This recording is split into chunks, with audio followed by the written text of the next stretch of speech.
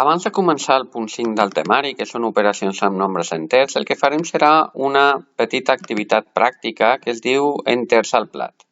Com funciona aquesta activitat?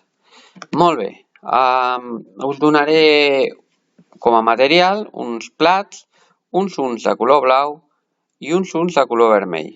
I haurem de calcular sumes i restes amb nombres enters. Per exemple, aquesta d'aquí, el 2 més menys 3.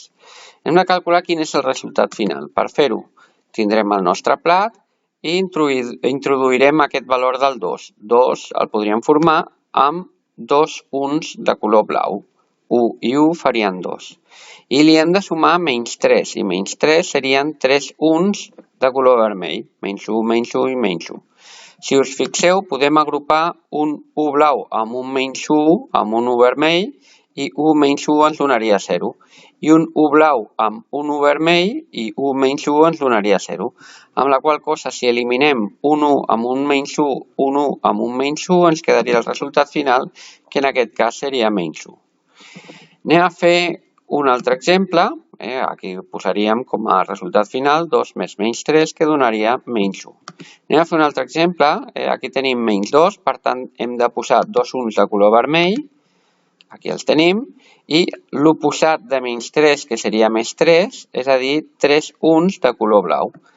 Novament, un 1 blau i un 1 vermell se'n van, ens donaria 0.